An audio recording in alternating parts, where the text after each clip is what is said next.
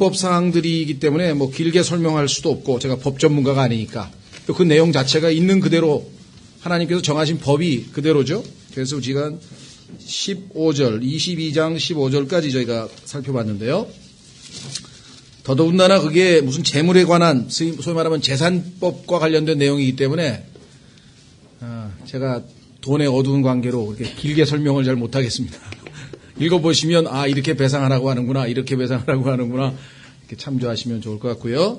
자, 오늘은 윤리와 의식에 관한 법이 있고 그 다음에 공에 관한 법 두 종류가 나와 있는데요. 우선 하나님께서 1차적으로 유대인들에게 주신 법이라는 것을 반드시 기억하시고 이것을 그대로 신약에다가 적용하면 안 된다는 것.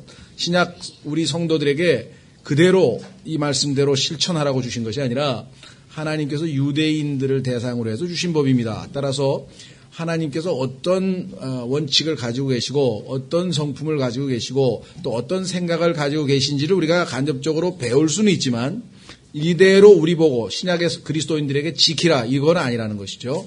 그 똑같은 내용은 마태복음도 마찬가지입니다. 마태복음, 마가복음, 누가복음, 요한복음에 나와 있는 내용 중에 예수님께서 분명하게 마태복음 27장에서 이제 새로운 언약을 체결하시는데 그 언약은 아시다시피 유언의 형태로 주어졌기 때문에 히브리서 9장에 따르면 유언을 하신 분이 죽고 난 후에 효력이 발생하게 되어 있죠. 따라서 마태복음 27장 이전에 나와 있는 모든 사건이라든가 기록 내용은 1차적으로 구약시대의 유대인들을 대상으로 하고 있고 또 신약시대로 넘어가는 과도기에 해당되기 때문에 그것을 그대로 있는 그대로 우리 그리스도인들에게 이 교리적으로 그대로 지켜라, 그대로 해라 그런 말씀은 아니라는 것을 염두에 두셔야 되겠죠. 자, 오늘도 마찬가지입니다. 하나님은 이러이러한 규정을 유대인들에게 주셨고 하나님께서 사람들에 대해서 어떤 인권이다. 예를 들면 인권에 관해서는 어떤 생각을 가지고 계시는지 우리가 배울 수 있겠죠. 자, 우선 16절, 22장 16절 사람이 정혼하지 아니한 처녀를 꾀어 그녀와 함께 누우면 반드시 지참금을 주고 그녀를 자기 아내로 삼을 것이요 만일 그녀의 아버지가 그녀를 그에게 주기를 완강히 거부하면 그는 처녀들의 지참금에 따라 돈을 지불할지니라. 예나 지금이나 이 육신을 가지고 있는 남자들 중에는 이 자신의 그 정욕을 통제하지 못한 채 이와 같이 이런 일들이 빈번하게 오늘날은 말할 것도 없고 언제든지 인간이 이 땅에 살던 시대에는 이런 일들이 있었습니다. 따라서 인간이 죄인이라는 것을 알고 계시기 때문에 하나님께서는 이 여자를 보호하기 위해서 왜냐하면 이 당시에 하나님을 알지 못하는 이방인들은 예를 들면 그 처녀를 꾀해서 이런 식으로 소위 말하면 눕고 나서도 지참금이고 뭐고 없이 그냥 다 갖다 버리든지 아니면 요즘 폭행하는 것처럼 죽이든지 약육강식이기 때문에 힘센 놈이 제멋대로 다 하는 그런 아주 살벌한 시대가 있었어요. 그러다 보니까 하나님께서는 사람에 대해서 어떻게 대하는 것이 올바른 것이냐. 성경에 로마서 1장에 보시면 하나님께서 하늘로부터 진노가 하늘로부터 계시되는데 두 가지에 대해서 진노하신다 그랬어요. 첫째는 경건치 아니함. 인간이 하나님을 하나님으로 합당하게 대접하지 못할 때, 하나님을 하나님으로 합당하게 대해드리지 못할 때 하나님은 진노하신다. 수직관계에 있어서. 두 번째는 불의, unrighteousness. 불의라고 하는 것은 사람을 사람으로 합당하게 대해야 되는데 내가 아버지에게는 아버지답게, 어머니에게는 어머니답게, 그렇죠? 친구는 친구답게, 윗사람, 주인이면 나의 직장 상사면 상사답게 하나님께서 정하신 올바른 행동 규범이 다 있어요. 근데 그것에 어긋나게 행동을 해서 예를 들면 여기처럼 사람을 죽인다든가 이런 식으로 폭행을 저지른다든가 이런 일들이 발생한 것은 하나님의 진노를 사는 행위죠. 이것을 바로잡기 위해서는 최소한도 하나님께서 정하신 기본 원칙대로 해야 되는데 그것은 뭐냐? 여기 보면은 지참금을 줘야 돼요. 그리고 아내로 삼아야 돼. 버릴 수 없어요. 만약에 이 말씀이 오늘날의 이 시대에 그대로 적용된다면 어떻게 되겠습니까? 함부로 자기가 처녀를 꿰어서 이런 짓을 안 하겠죠. 왜? 그 아내로 삼아야 되고 그 다음에 돈을 또 상당히 지출을 해야 돼요. 그러니까 이 제어력이 이 말씀을 만약에 선포하고 이대로 지키겠다고 어느 한 나라가 법으로 정해놓으면은 아마 쉽게 그런 짓들을 마음대로 하지는 못할 것이다 라고 하는 것을 우리가 알 수 있고요. 이와 같이 하나님께서는 그 인권 보호 차원에서 이와 같은 규정을 두셨다. 18절에 가면 너는 마녀를 살려줄지 말지니라. 소위 말하면 우리말에는 뭐 무당이라고 번역한 아마 성경도 있을 것 같아요. 뭐 무당이 됐던 마녀가 됐던 소위 말하면 악한 영과 접해서 이 소위 말하면 점도치고 또 사람들을 미혹시키는 이런 영적인 이 역할을 하는 자들이죠. 성경에 보면 뭐 이런 자들이 어디에서도 많이 나오고 요즘에도 보면은 뭐 다양한 형태로 그게 뭐 최면술의 형태가 됐던 점을 치는 형태가 됐던 그 이외에 뭐 무당이 됐던 어떤 식으로 되면 다 있었죠. 예. 옛날 우리 이조 시대나 하여간 우리 조상들이 살던 시대에 보면은 다 나라마다 신녀라는 게 있잖아요. 신녀. 예. 하나님을 모르기 때문에 보이지 않는 어떤 영에 대해서 두려움이 있기 때문에 그 지배를 그들에게 호의를 좀 받고 어떻게든지 재앙을 좀 피해 보려고 하는 수단으로 접신하는 악한 영을 접할 수 있는 그러한 역할을 하는 어떤 존재들이 어느 시대나 다 있어 왔었다라는 것을 말씀하고 있는데 하나님께서는 이에 대해서는 철저하게 아주 강력하게 금하고 있는 것이 바로 이것이죠. 조심해야 될 것은 이 마녀라고 하는 소위 말하면 단어에서 중세 로마 가톨릭 교회에서 시행했던 마녀 사냥이라고 하는 용어가 나왔습니다. 혹시 여러분들 마녀 사냥이라는 얘기를 아마 들어보셨을 텐데요. 자기들의 교리에 맞지 않거나 뭐 실제적으로 마녀가 있을 수도 있죠. 실제적으로 이와 같은 짓을 한 사람들도 뭐 있었을 거예요. 아마 중세에는. 그러나 자기들에게 마음에 들지 않거나 아니면 자기들의 교리를 받아들이지 않으면 무조건 마녀로 일단 몰아서 그렇죠? 마녀로 몰아서 화형에 처하는 그러한 종교 재판이 아주 비일비재하게 있었는데 그러면 이 말씀은 분명히 구약 시대의 유대인들에게 하나님께서 하신 말씀인데 신약 시대에 소위 말하면 교회 시대인데 교회 시대에 마녀라고 해서 그러면 불태워 죽이라고 하는 것이 성경적으로 옳으냐? 전혀 그렇지 않습니다. 사도행전에서도 그랬고 성경에서는 신약 시대에는 죽이라고 하는 것이 없어요. 그렇죠? 그런 우상 숭배자들을 피하라든가 또 그와 같은 말씀은 있을지 모르지만 오늘날 이 말씀을 그대로 적용해서 마녀들을 잡아다가 죽였다. 이거는 구약시대의 유대인들에게 하신 말씀을 남용한 것이 되겠죠. 대표적인 경우가 아까 말씀드린 것처럼 이 종교재판인데요. 종교재판의 선두주자는 로마 가톨릭 교회 중에서도 이 도미니크파라고 하는 바가 있어요. 도미니크파가 있는데 이 사람들이 아주 앞장서서 이 일을 했죠. 안타까운 일은 신약 시대인데 불더러 로마 가톨릭이야 뭐 성경에 대해서 무지했다고 치고 종교 개혁자들 중에서도 소위 말하면 여기 장로교 출신들은 아마 좀 반발하실지 모르겠는데 칼빈이라고 하는 위대한 개혁자로 알려지신 분께서 구약하고 신약하고를 하나님께서 올바로 나누라 그랬는데 나누지를 못해서 이 구절을 근거로 해서 소위 말하면 마녀들을 이 화형에 처하는 일들을 서슴지 않았습니다. 이단 종파도 예를 들면 세르베투스라고 하는 사람이 자신들의 교리에 맞지 않는다고 해서 스페인 출신의 의사인데 그를 화형에 처하도록 결정을 내린 것이 칼빈이 다스리고 있었던 시대의 교회의 판결이었습니다. 왜 이런 일이 벌어졌는가? 교회와 국가라고 하는 이 두 가지는 이스라엘 신정국가에 한해서 해당이 되는 것이에요.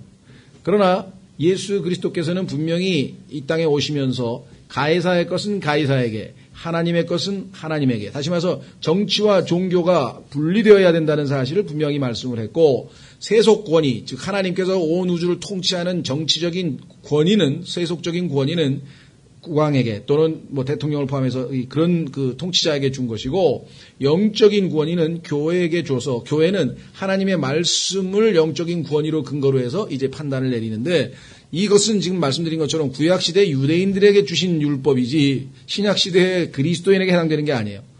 그런데 신정국가, 즉 정치와 종교를 붙어서 제네바라고 하는 도시를 기독교 국가로 만들었어요. 그래서 목사가 오늘날로 치면 목사도 하고 대통령도 하는 거야. 시장도 하는 거야. 제네바 시장도 하는 거야. 그래서 교회에 출석 안 하면 3일 감옥. 여러분처럼 교회에서 왔다 갔다 시끄러우면은 일주일 근신.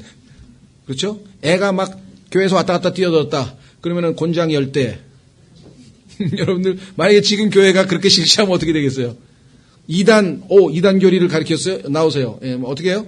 잘못하면 처형당하는 거야. 사형에 처할 수도 있고. 그런 우스꽝스러운 시대가 실제로 있었어요.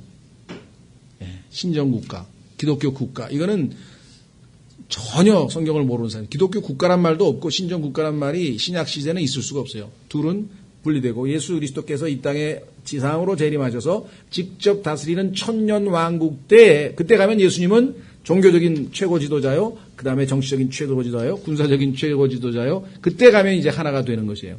그러나 오실 때까지는 교회는 국가와 관련된 정치에 관여해서는 안 됩니다. 미국 같은 경우 1940년대, 50년대, 60년대, 70년대 엄청나게 많은 사람들이 예수 그리스도를 믿고 구원을 받았어요. 막 엄청난 세력이 된 거예요. 그러더니 80년대 가서 팍 이제 그 숫자가 줄어들기 시작하는데, 왜냐하면 80년대에 가면 미국에서 이 기독교인들이 도덕 재무장 운동이라고 해가지고 정치에 관여를 합니다. 우리가 지금 숫자가 이렇게 엄청나게 많으니까 예를 들면 특정 후보를 밀자 뭐 이래가지고 정치에 관여하는 일들이 발생하면서부터 하여간 이 구령의 이 숫자도, 구원받는 숫자도 팍 줄어들고 상당한 문제가 발생한 것을 우리가 역사적으로도 뭐 최근에 뿐만 아니라 역사에서 항상 일어나는 일들이라는 것 기억해 주시기 바랍니다. 그래서 18절에 있는 말씀에 대해서는 뭐 칼빈이라든가 카톨릭이라든가 이런 사람들, 심지어는 미국에서도요, 미국의 동부 지역을 뉴 잉글랜드라고 합니다. 뉴 잉글랜드 지역이라고 여러분 들어보셨을 텐데요. 왜냐하면 영국에서도 이제 뭐 웨일스, 그 다음에 스코틀랜드, 그 다음에 잉글랜드하고 또 아일랜드 이렇게 국가가 이제 유나이티드 킹덤을 소위 말하면 대영 제국을 구성하는데, 그 중에 이제 중심 지역이 이제 런던이 있는 잉글랜드죠. 이 잉글랜드가 올드 잉글랜드니까 미국에다가 영국하고 똑같은 모습의 그런 도시들을 만들면서 뉴 잉글랜드라는 말을 썼는데, 그 지역에서도 여전히 화형이 집행됐습니다. 자기 교리에 따르지 않는 사람들, 이단을. 그게 지금 얼마나 그러니까 소위 말하면 국가하고 종교하고 정치하고 종교하고 하나가 되는 것이 얼마나 집요하게 마귀가 즐겨하는 수법이냐. 그렇죠? 우리나라도 우리나라의 그 역사를 보면 종교와 정치가 밀접하게 들러붙을 때에는 반드시 부패했습니다. 신라 시대도 그랬고 고려 시대도 그랬고. 그렇죠? 예, 이 종교의 역할은 이 땅에 있어서는 분리되어야 된다라고 하는 것을 성경에서 분명하게 말씀을 하고 있죠. 자, 그 다음에 19절. 누구든지 짐승과 함께 눕는 자는 반드시 죽일지니라. 뭐 성경에 이런 얘기가 다 나올까? 성경에는 안 나오는 게 없어요. 여러분들 중에는 아마 짐승하고 무슨 이게 가능한가? 예.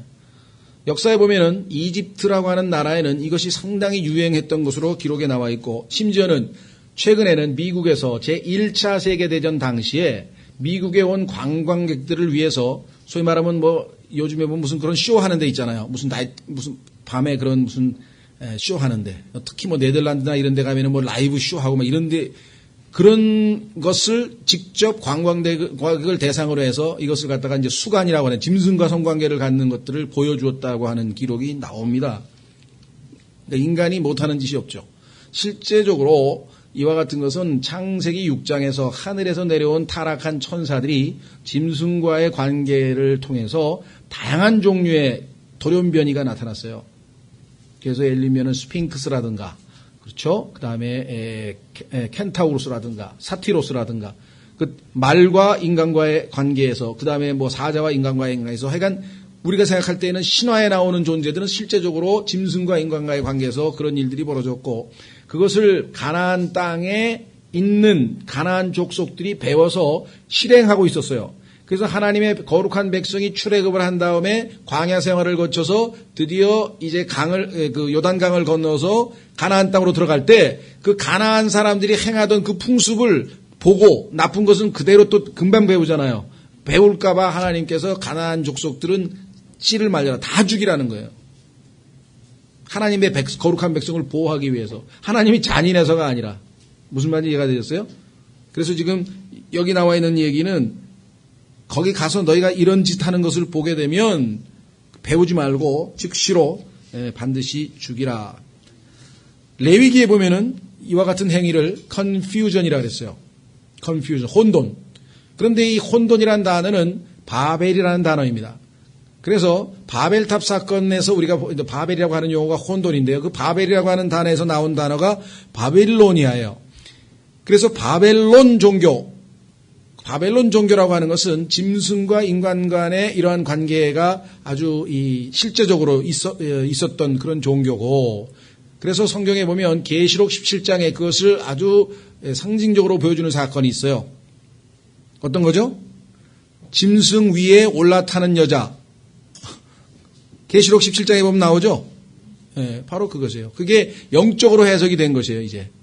이거는 실제적으로, 육체적으로도 이런 일이 벌어지지만 그것은 실제적으로 있었을 뿐만 아니라 영적으로 나중에 적그리스도가 왔을 때에는 그 짐승이 그 종교를 이용해서, 즉, 영적인 간음을 통해서 이제 이 세상을 장악하는 것. 그래서 이 바벨, 그래서 이 단어가 레위기 18장에 보면은 혼돈이라고 하는 용어로 나와 있다는 사실을.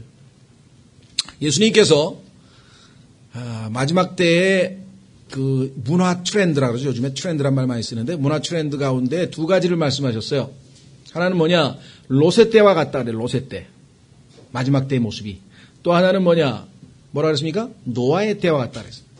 노아의 때에 벌어진 일이 뭐냐? 하늘에서 타락한 천사들이 지상에 내려와서 사람의 딸들과 혼인해서 소위 말하면 거인족이 태어난 족 아시죠?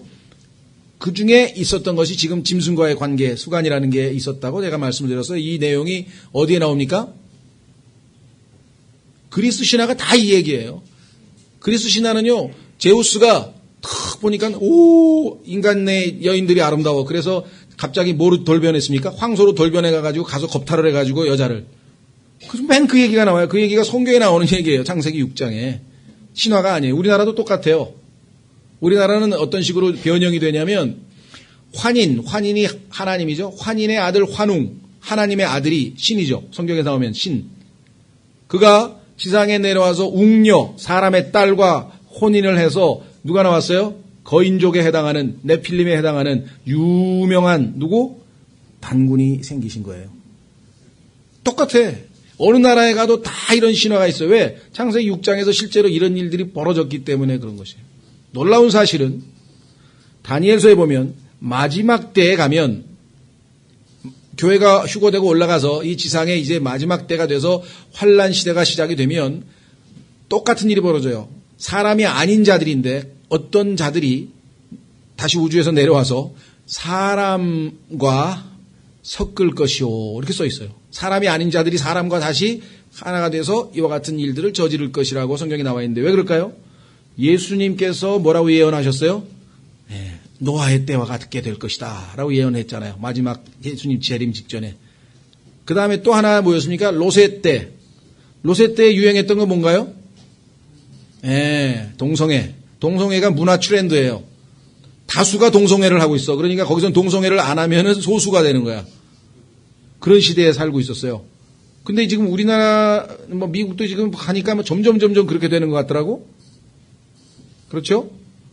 국회의원 후보고 뭐고 이런 사람들도 보면 다 마치 이제 다 노골적으로 카밍아웃도 하고 자, 여기서 그건 길게 얘기할 건 아니나 성경에는 분명히 이와 같은 일들이 있게 될 것이다. 따라서 마지막 때,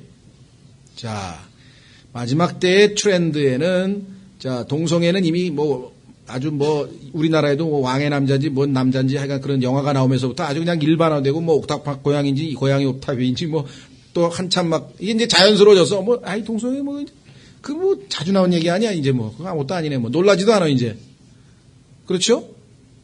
근데 짐승하고 이 얘기도 이제 벌써 신문에 한 두어 번 제가 봤는데 아랍에 있는 그 세상에는 이 아랍 좀 중동에 있는 데는 여자들이 이 수간을 아주 즐겨 한대요. 왜냐? 문화적으로는 이미 지금 인터넷이나 이런 걸 통해서 다 서구 문화를 다 압니다. 그런데 아랍은 소위 말하면 결혼할 때 소위 심사하죠. 처녀성이 있는 점을 심사해가지고 그러면 없으면 그냥 바로 죽여요. 그러니까 아랍 사람들은 무섭잖아요. 그래 오빠가 막 자기 여동생 죽이고 막 이러잖아요. 가문을 더럽혔다 그러고 막 이런. 그렇기 때문에 실제적으로 저기 할 수 없어요. 그렇기 때문에 보이지 않는 가운데 짐승들하고 소위 말하는 그런 관계를 하는 것이 아주 잘 이미 알려진 얘기입니다. 중동의 그 이슬람교 목사들이 얘기를 다 해주는 거예요. 아이고 뭐 다 그쪽 중동 지역에 가면 다 알려진 얘기라고. 미국도 많습니다. 지금 다 수시하고 그래가지고. 그래서 수간 두 번째. 우리나라에도 지금 엄청나게 지금 막 많이 지금 진행되고 있는데 알려지질 않아서 그렇죠. 두 번째가 뭔지 아세요? 이거는 근친상간이에요. 롯의 딸들이 아버지하고 관계를 해서 태어난 족속이 오늘날의 요르단 족속은 지금 다 암몬 족속하고 모압 족속이죠. 지금 실제적으로 그 후손이 있어요. 지금 요르단에. 예? 근친상간. 부모가 자식을 범하는 그런 일들이 우리나라에도 지금 보면은 아동 성폭행의 상당수가 바로 그거예요. 문화적으로. 그것이 지금 이 시대에도 이미 예수님께서 두 번에 걸쳐서 롯의 시대와 그다음에 노아의 시대가 될 것이다. 그러니까 이 시대에 왜 우리 그리스도인들이 말씀을 중심으로 깨어 기도하고 이 거룩한 삶을 살기 위해서 어떻게든 이 말씀에 붙어 있고 기도에 붙어 있고 깨어 있지 않으면 안 되는 이유가 이와 같이 점점 더 악합니다. 예수님께서 말씀하신 것처럼 교회가 휴거되고 올라가면 그 시대를 예수님이 평가하기를 악하고 음란한 세대가 기적을 밤낮 기적 표적만 찾고 있는 거예요. 예수님께서 말씀하셨죠. 시대를 그 당시의 세대를. 자, 그다음에 20절 주위에 다른 어떤 신들에게 희생물을 드리는 자는 진멸할지니라. 이스라엘이 멸망한 이유는 르호보암과 시드기야라고 하는 열왕기에 나오는 여러 왕 시대에 전부 다 이와 같은 우상 신들을 다른 나라 신들 거기에는 뭐 바알도 있고 다곤도 있고 물고기 신 다곤도 있고 여러 가지가 있었죠. 이런 일들로 인해서 하나님이 진노하신 것을 보게 되는데 그럼 오늘날 우리에게는 뭐가 신일까요? 오늘날 이 현대 자본주의 시대에는 탐욕은 그렇죠. 우상숭배라고 그랬는데 그래서 미국에서는 세 가지가 순서적으로 제일 큰 위대한 신이래요. 첫째는 돈이야, 돈. 미국 사람들이 제일 마음에 첫째로 두는 우상은 숭배하는 것은 돈. 그 다음에 두 번째는 성, 섹스. 세 번째는 교육이에요, 교육. 그 순서대로 미국 사람들이 하나님보다 더 마음에 우선순위에 두고 있다라고 그렇게 알려져 있는데 우리나라는 모르겠어요. 돈하고 섹스는 같이 그 다음에도 우리나라도 교육인가? 잘 모르겠습니다만은 하여간 현대시대에 우리의 마음에 가장 탐내고 있는 거 가장 우리 인간의 마음속에 탐내고 있는 게 무엇인지를 알면 오늘날의 신들이 무엇인지를 알 수가 있겠죠. 그 다음에 21절 너는 나그네를 괴롭게 하거나 학대하지 말라. 너희는 이집트 땅에서 나그네였느니라. 오늘날 우리나라에 와 있는 외국 사람들을 우리가 정말 이 정신을 살려서라도 우리가 잘 대해줘야 되는데 한국 사람만큼 아니고 외국 사람을 우습게 여기는 게 아니지. 차별 대우하지. 머리가 노랗거나 막 눈깔이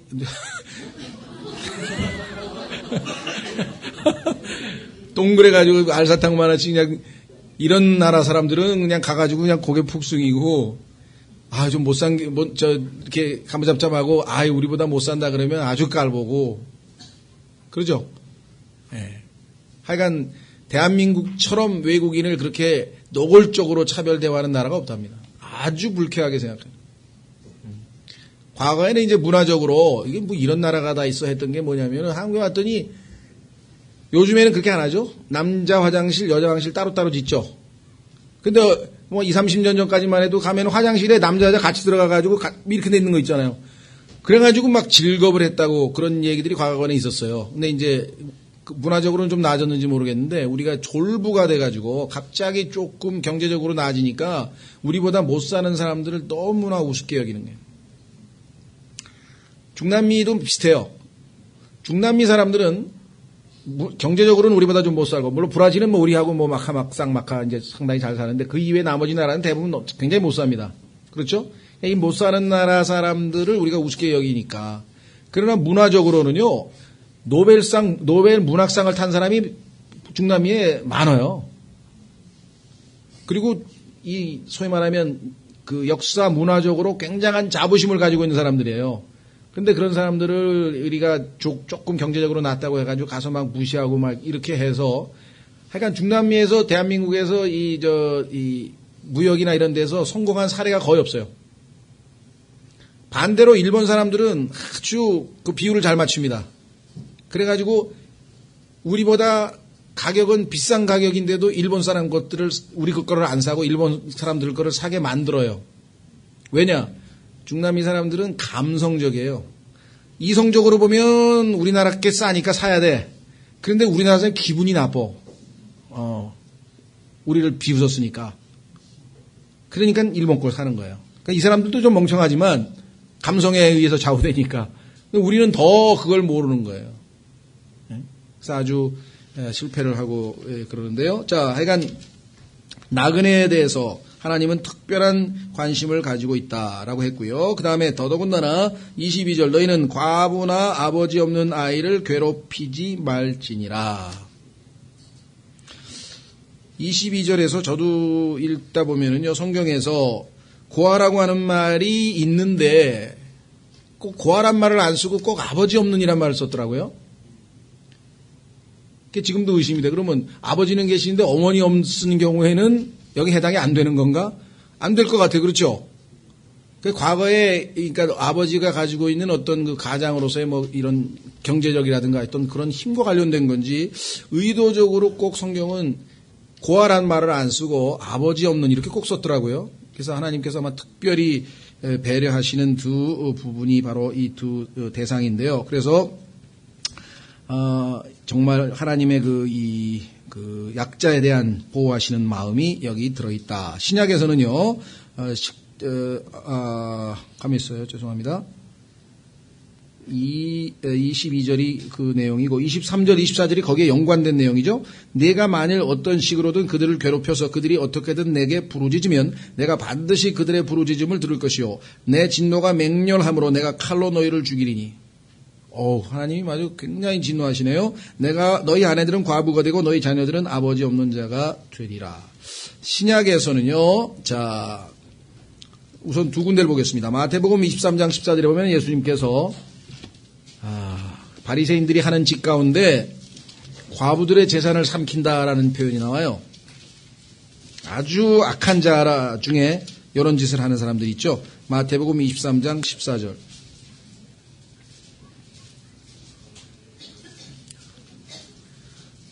서기관들과 바리새인들 위선자들아 너희에게 화가 있을지어다. 너희가 과부들의 집을 삼키고 거칠애로 길게 기도하나니 그런즉 너희가 더 큰 정죄를 받으리라. 그러니까 어려운 사람을 괴롭히는 일이야말로 그 중에서도 이제 구약에는 가장 힘없는 존재였죠. 자, 뿐만 아니라 야고보서 1장 25절로 가시면 이거는 여러분과 제가 신약적으로 그대로 적용할 수 있는 내용입니다. 야고보서 1장 25절.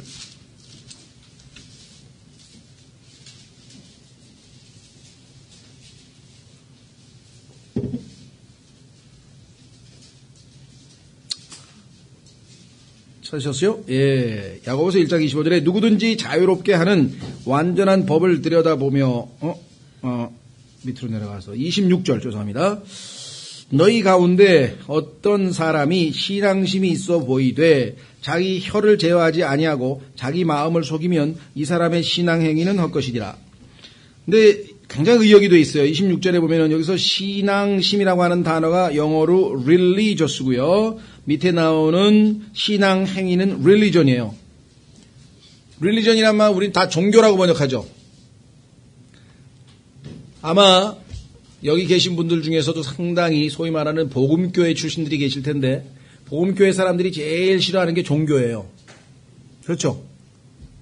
종교교회라 그러잖아요. 그래서 종교교회가 잘못됐다 그러는데 그건 성경을 모르는 사람이에요. 성경에서 종교는 여기 나와 있는 것처럼 하나님께서 말씀하시는 종교 여기 나와 있죠. 무슨 종교라고 했습니까? 여기 종교. 어디 있어요? 27절 보세요. 하나님 곧 아버지 앞에서 순수하고 더럽지 않은 신앙행위는 이것이니. 그러니까 진짜 종교가 있어요. 올바른 종교가. 어떤 종교가 올바른 종교냐? 여기 나와 있네요. 즉 고난 중에 있는 아버지 없는 자들과 과부들을 돌아보고, 그렇죠? 두 번째, 세상으로부터 자기를 지켜 더럽혀지지 아니하는 것. 그 성경에서는 종교를 그 자체가 잘못된 건 없어요.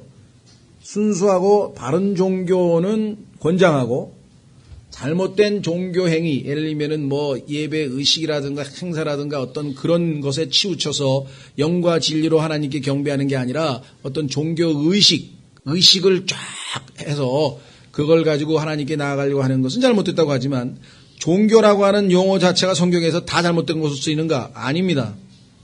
그걸 조심하셔야 돼요. 네. 그래서 여기 분명히 올바른 종교가 있어요. 올바른 신앙 행위가 있어요. 그것은 뭐냐?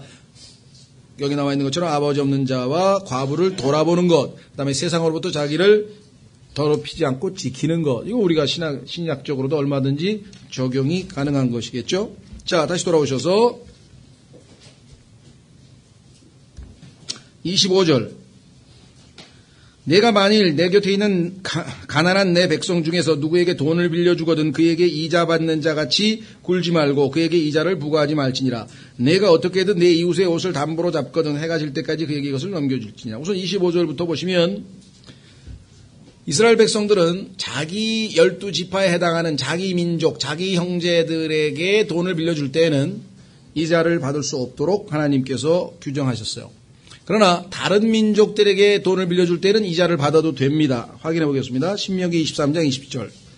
그래서 이방 민족들에게 이스라엘 사람이 욕을 먹는 거예요. 왜 차별 대화냐 이거지.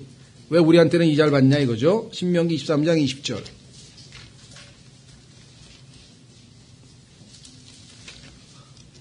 중세 유럽에서 이스라엘 백성들이 가장 아주 즐겨했던 업종이 뭐냐면 소위 말하면 고리대금업이에요.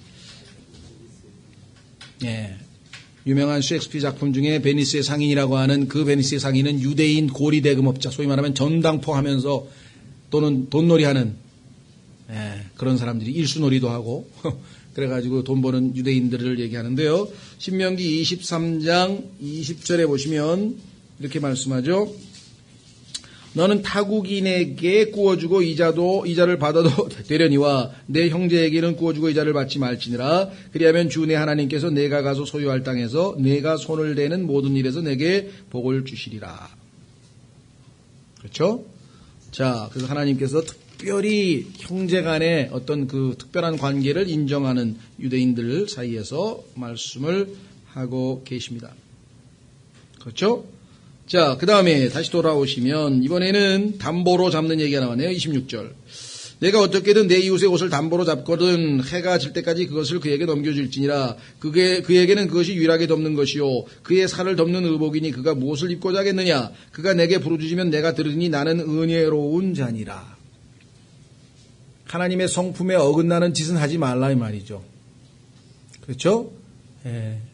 그 중에 하나가 뭐냐면 이 유대인들의 겉옷은 거의 담요 수준이죠. 그래서 그것이 겉옷을 얘기하는데 그 겉옷은 잘 때 사막 같은 데서는 그냥 그 모래 같은 데서 보면은 밤에 추워지면은 그거 덮고 자잖아요. 근데 그것을 뺏어가면은 어떡하냐 이거죠. 그래서 하나님께서 아주 세심하게 배려하고 계시는 거죠. 그렇죠? 그래서 하나님의 성품이 소개되잖아요. 나는 은혜로운 자니까 너도 이 사람들을 이렇게 은혜롭게 대해라. 은혜라고 하는 것은 받을 자격이 없는 것을 주는 거잖아요. 받을 자격이 없지. 왜?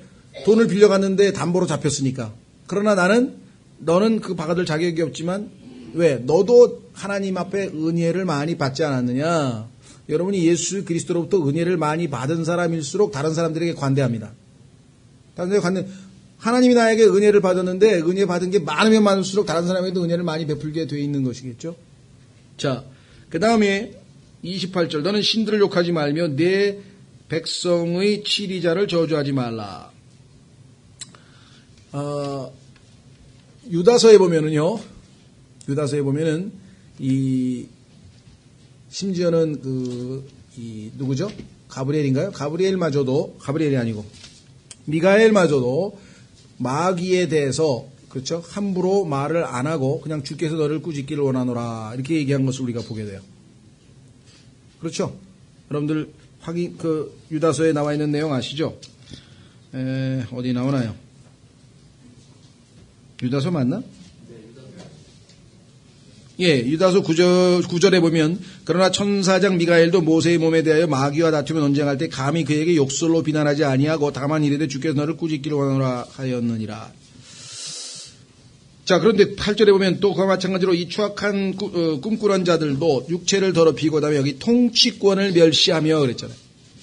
통치권을 멸시하며 위험 있는 자들도 비방하는 자도다. 그래서 우리가 이 하나님이 주신 권세, 소위 말하면 정치 권력을 가지고 있는 사람들에 대해서 함부로 비방하거나 해서는 안 되는 거예요. 왜? 모든 권세가 다 하나님으로부터 온 거잖아요. 그렇죠? 예, 그거 조심해야 되고요. 그 다음에 여기 보시면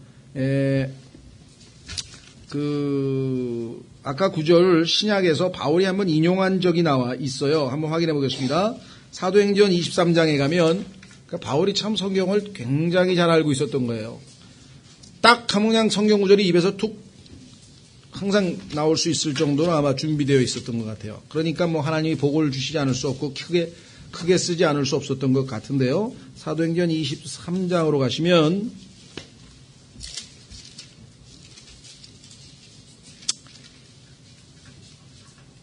바울이 간증을 하고 있는데 약이 오르니까 2절에 대제사장 아나니아가 그의 곁에 서 있던 자들에게 그의 입을 치라고 명령하매 3절 그때 바울이 그에게 이르되 너 회출한 담이여 하나님께서 너를 치시리로다 내가 율법에 따라 나를 재판한다고 앉아서 율법을 어기며 나를 치라고 명령하느냐 하니 아직 판결도 안 났는데 율법을 어기고 치라고 하느냐 그게 네가 어떻게 그런 짓을 하느냐 하면서 딱 대꾸를 했는데 4절 곁에 서 있던 자들이 이르되 내가 하나님의 대제사장을 욕하느냐 하며 바울이 순간적으로 뭐라고 답변했습니까? 이에 바울이 이르되 형제들아 나는 그가 대제사장인 줄 알지 못하였노라 기록된 바 하면서 성경을 인용합니다.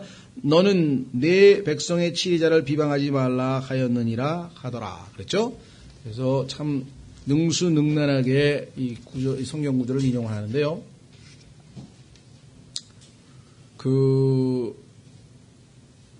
세상 사람들이 잘 모르는 것 중에 하나가 이 돈키호테라고 하는 이 소설이 있죠.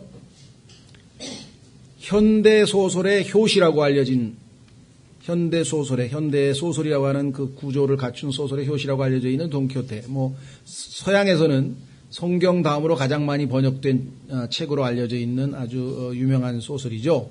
그래서 뭐 요즘에 뭐라 그러나 뮤지컬도 나오고 하여간 다양하게 이제 소재로 등장하는데 그 돈키호테라고 하는 작품을 저는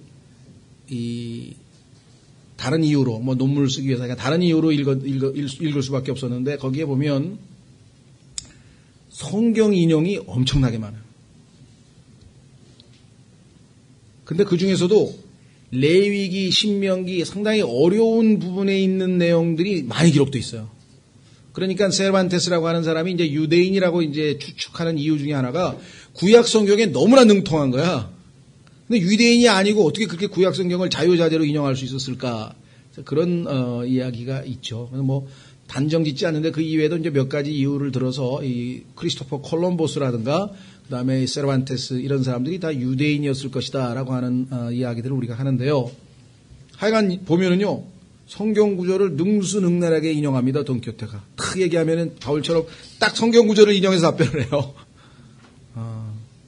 참 우리가 크게 본받을 점이 아닌가 이렇게 생각이 되는데요. 능숙했다. skillful했다 그랬잖아요. 히브리서에 보니까 우리 신앙생활이 성장하지 않는 이유는 뭐냐. 단단한 음식에 능숙하지가 못해. skillful. 요즘 영어로 풀어 쓰면 달인이 돼야 된다는 게 달인. 성경의 달인이 돼야 너희는 아직 성경의 달인이 안 돼서 그래서 자꾸만 영적으로 무너지고 하는 거다. 항상 우리가 딱 하는데 어떤 상황에 대처할 말씀이 어떤 상황에 대처할 말씀으로 탁탁 전부 말씀으로 우리가 딱 대처해버리면 마귀가 뭐 어떻게 하겠어요. 예수님의 기록되었으되 하고 인용했을 때 물러서 버렸잖아요. 자, 그래서 이 출애굽기 다시 돌아오시면 29절. 너는 내 익은 과일과 내 즙에 처음껏 드리기를 더디하지 말며 내 아들들 중에 맏아들을 내게 줄지니라. 내 소와 양도 그와 같이 하되 이래 동안은 그것을 그것의 어미와 함께 있게 하고 여덟째 날에 그것을 내게 줄지니라. 자, 29절 30절 한마디로 얘기하면은 하나님 앞에 최고의 것을 최우선으로 바쳐라. 그래서요, 이것을 신약적으로 적용해서 실제적으로 그렇게 하는 분이 있습니다. 우리나라에도 과거에 그런 분이 있었어요. 간증을 읽어보니까 헌금할 돈 가지고 있는 돈 중에서 제일 빳빳한 돈 꺼내가지고 다리미로 다 데려가지고 헌금. 교회 갈 때는 자기 가지고 있는 최고로 비싸고 제일 좋은 옷을 입고 가고요. 예를 들면, 네, 그렇게 이제 이런 거를 교훈으로 받아서 나름대로 하여간 내가 하나님 앞에는 여러분 어떠세요? 그 마음은 뭐 잘못된 거 하나도 없죠, 그렇죠? 내가 하나님 만나러 가는데 세상에 이렇게 시장 갈 때 입는 옷, 그건 안 되겠다. 그러니까 내가 정말 좀 나름대로 정성을 다해서 갖춰서 입고 가겠다라고 하는 마음을 가졌다면 잘못된 것. 자, 어쨌거나 하여간 우리 삶의 최상의 것은 하나님께 드리는 것은 너무나 지극히 당연한 것이고 저 마땅히 배워야 될 교훈이다. 그 다음에 여덟째 날이란 말은 성경에서 8이라고 하는 숫자는 성경에서 항상 이 새로운 시작, 부활을 예표하고 있고요. 그래서 할례도 8일째 받도록 되어 있고 이 8이라고 하는 숫자가 짐승에게만 해당되는 게 아니라 사람에게도 해당되는 특별한 숫자라는 것. 그 다음에 31절. 너희는 내게 거룩한 사람들이 될지니 너희는 들에서 짐승에게 찢긴 것의 고기를 먹지 말고 개들에게 그것을 던질지니라. 여기 보니까 네 가지가 우리가 있는데요. 첫째는 거룩하다. 하나님께서 이스라엘을 거룩한 백성으로 만드셨죠. 두 번째는 내게, 하나님께, 이게 중요한 거예요. 우리의 삶은 하나님께로 향해서 살아가는 거지 그리스도인은 더 이상 세상을 향해서 살아가는 게 아닙니다. 세상에서 날 인정해주고 세상에서 뭐 성공하고 세상에서 아닙니다. 전부 하나님께로 향한 삶이에요. 그렇죠? 하나님의 말씀대로 하나님을 기쁘시게 하기 위해서 하나님께서 원하시는 대로 하나님의 뜻을 따라. 그 다음에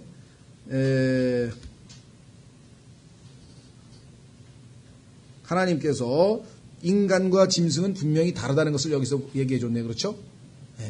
인간에게는 찢긴 음식 주면 안 되지만 개에게는 줘도 좋다 그랬어요. 그런데 여러분들 혹시 신약 성경에서 보면은 이와 유사한 내용들을 알고 있었던 한 여인이 있었죠? 누구죠? 마태복음 15장에 보면은 한 여인이 개도 주인의 상에서 떨어지는 부스러기는 먹지 않습니까? 하면서 자기를 개에다 비유하면서 성경에 보면 개에게는 주라 그러지 않았습니까? 라고 하는 것을 언급하는 여인이 있어요. 그러니까 상당히 이 여인도 성경에 대해서 어느 정도 지식이 있었던 것 같아요.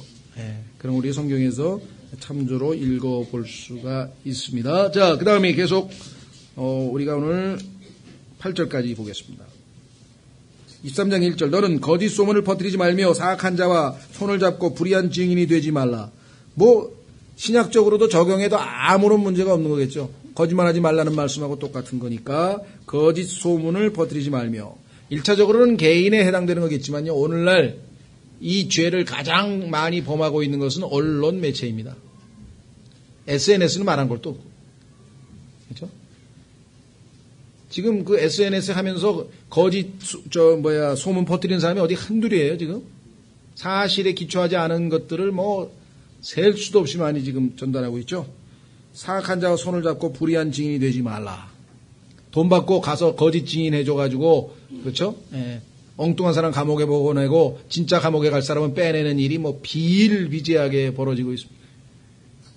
억울해서 막 못 사는 사람이 지금 아주 참지 못하는 사람이 어디 한둘이 아닙니다. 2절. 너는 군중을 따라서 악을 행하지 말며 소송에서 재판을 굽게 하려고 다수를 따라서 기우는 말을 하지 말라. 다수가 항상 옳은 건 아니죠. 오히려 역사적으로 보면 다수는 대부분 다 우매한 대중이라 그래가지고 속이기가 쉬워요. 야, 미국산 소고기 먹으면 다 죽는데 촛불 들고 나가자. 그럼 다 나가는 거예요. 애기도 끌고 나가고 다 나가가지고 죄송합니다. 아주 생난리를 쳤는데 아무렇지도 않아. 근데 누가 책임진 사람도 하나도 없어. 나라를 다 뒤집어 놨잖아요. 그때 기억나세요? 온통 나라를 다 뒤집어놨는데 그다음 누가 책임진 사람이 없어? 그렇죠? 걸핏하면 이 군중 심리에 휩쓸려가지고 우르르 갔다 이건 안 된다 이거죠. 예? 자, 그래서 그 유명한 말이 있죠. 한 사람과 하나밖에 없어. 다 반대. 그러나 하나님과 함께하면 다수다. 그게 다수다 이거예요. 무슨 말이 되세요? 네, 마틴 루터는 혼자지만 그 수많은 사람 앞에서 하나님과 하나였기 때문에 당당하게 굽히지 않을 수가 있었죠. 욥기 31장 34절에도 욥의 신앙도 똑같았어요. 확인해 보겠습니다. 여러분 어떠십니까? 회사 생활을 하든 학교 생활을 하든 모여가지고 야 나쁜 짓 하자 한탕 하자 뭐 이러면 나도 가자 그럽니까? 어때요? 31장 34절. 여러분들이 신앙을 지키려면요 여러 가지 소리를 들을 수밖에 없어요. 너 혼자 고고한 척 하지 마. 뭐 너도 다 똑같은 인간인데 뭐 이런 사람도 있고요. 그렇죠? 다수가 결정했는데 왜 안 따라오냐고 그런 사람도 있고요. 그죠?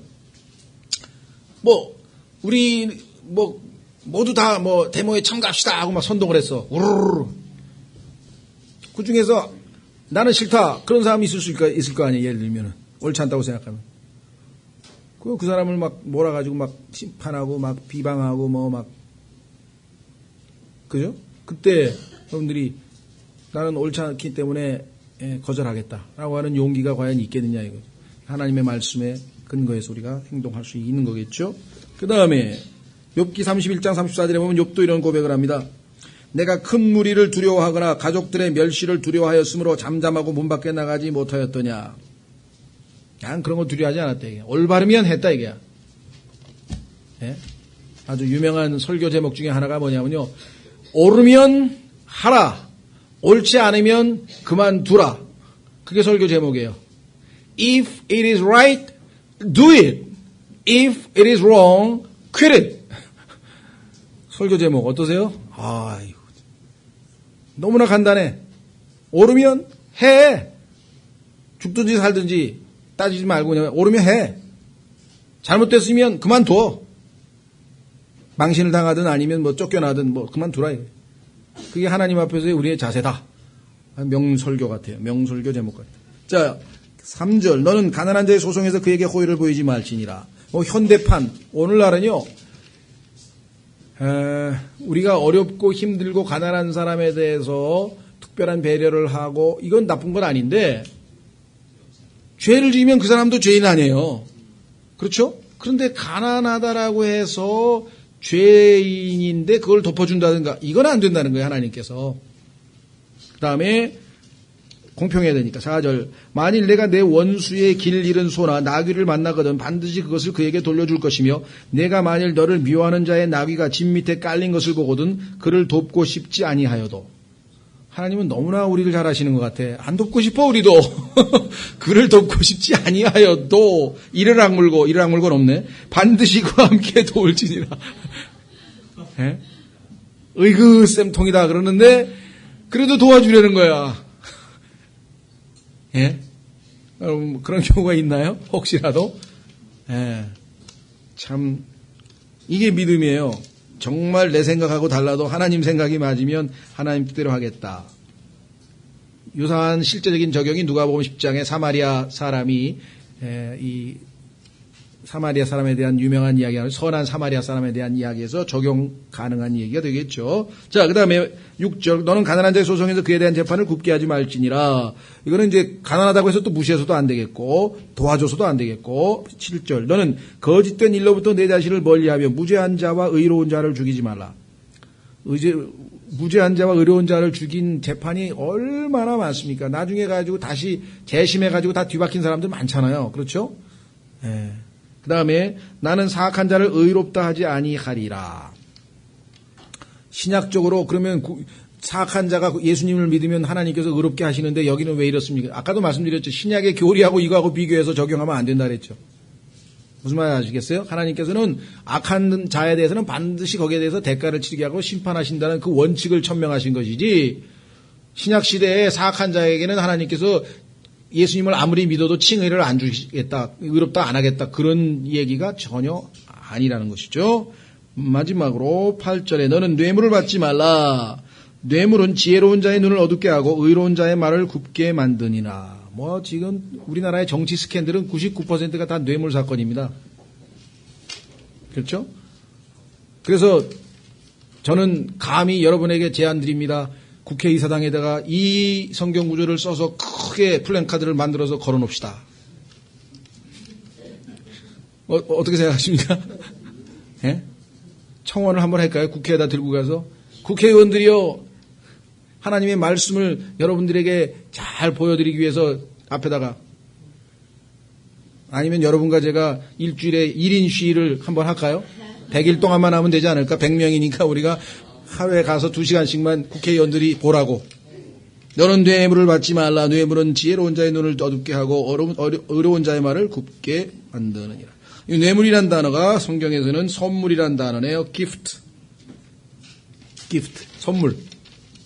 그래서 우리가 여기서 얘기하는 선물은 뇌물로 번역을 하는 게 아무래도 좋겠죠. 왜? 우리말로 여기서 너는 선물을 받지 말라 그러면 자식이 생일 선물이에요. 그럼 안 받아나. 이건 안 되잖아요. 그렇죠?